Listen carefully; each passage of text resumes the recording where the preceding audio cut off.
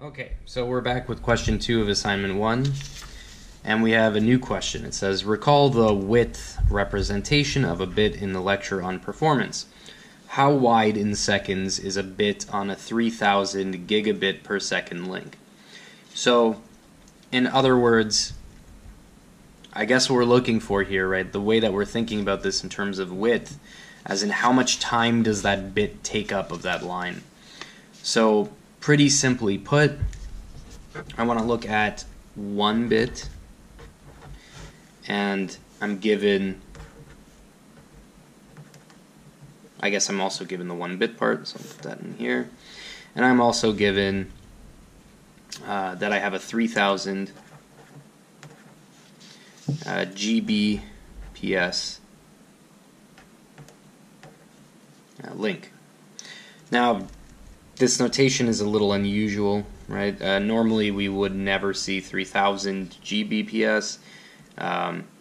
You'd probably see like 300 Tbps, right? But that being said, it doesn't really matter. The idea here is that the 3000 and the G represent an opportunity to learn a little bit about dimensional analysis. And to learn a little bit about notation as well, right? So, okay, we know we have 1 bit and we know we have Gbps. So we're going to take a look at what type of dimensional analysis we can do. We know that we want a value of time, and we know that time is measured in the unit seconds.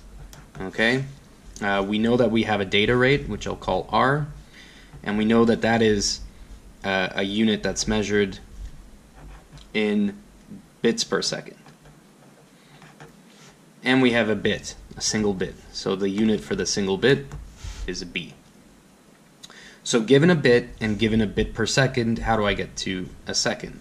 Well, step 1 is to take this value here, this rate that we're given, and convert it into bits per second. So we have 3000 and a G and then the BPS. So step 1 is to take R, which is equal to 3000 Gbps. And then we want to recall that 3000 is 3 times 10 to the 3, right? 1, 2, 3. And we still have the Gbps. So now we have to recall that this is 3 times 10 to the 3 times 10 to the 9. Okay, and that's bits per second. So now we got the unit, the base unit that we want. So in scientific notation, make sure this is on screen and readable. Hopefully that's readable. We have 9 plus 3 is 12 bits per second. Okay, so let me get the second part of the question out of the way. So given that that's our rate and we want the unit time, I know for sure that I can take my packet, which is 1 bit, which is measured in units of bit,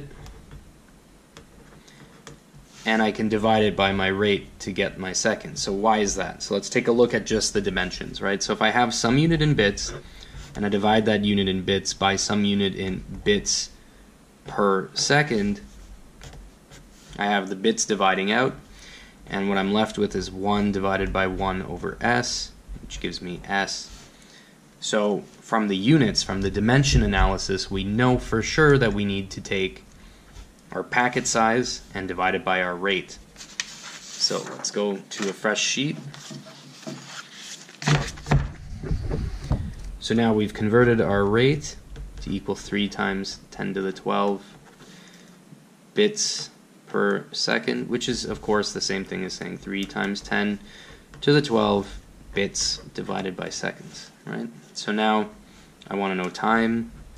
Time is going to be equal to my packet size, which of course it's a 1 bit packet, which will give me the width of 1 bit, and then I divide it by my rate, which gives me the following, right? It's 1 bit divided by 3 times 10 to the 12 bits per second. The bits divide. I'm left with 1 over a second on the units.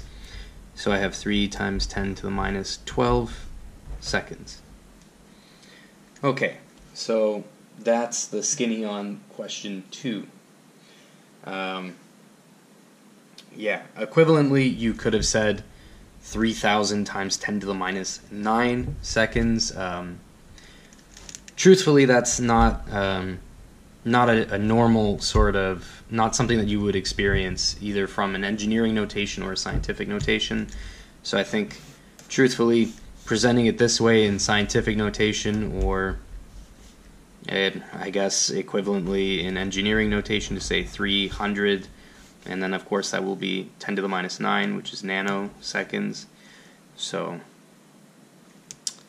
yeah, that should be, these two are both very good ways to describe that that time unit.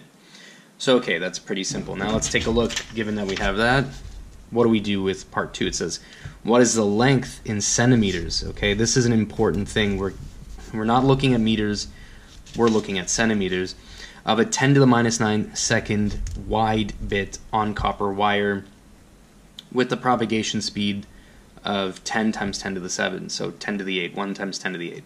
Now, truthfully, 1 times 10 to the 8 is a little bit faster than an electron would travel on copper, but we're not really looking at the physics of the problem. We're looking at a problem in dimensional analysis.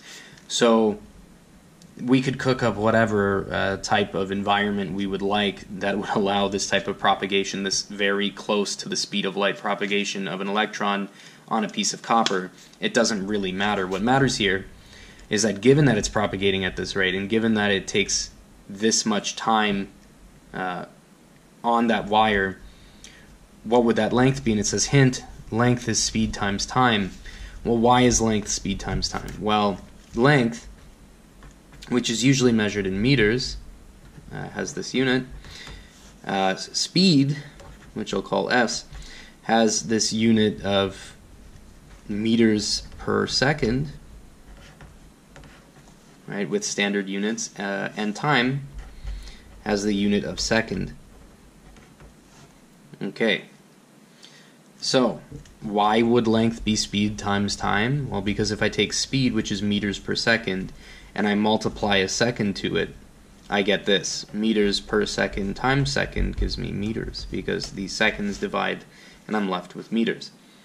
So simply put, length is speed times time because of the units, because of the dimension analysis, right?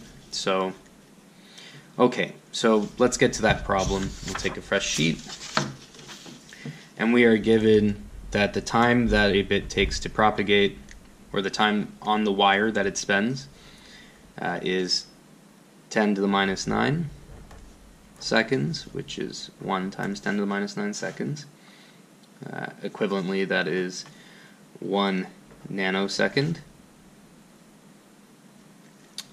So, now what? Where were we? So, and we have the propagation speed, right? Okay. So, we also have 1 times 10 to the 8 meters per second. So, okay, L equals S times T. It's pretty straightforward. So we have 1 times 10 to the 9 minus 9 multiplied by 1 times 10 to the 8 meters per second. So we have minus 9 and 8 gives me 1 times 10 to the minus 1 meters. Meters. Okay. That's 0.1 meter, right? Recall that a centimeter is equal to 1 times 10 to the minus 2 meters. So I have 1 times 10 to the minus 1. I have this unit of meters.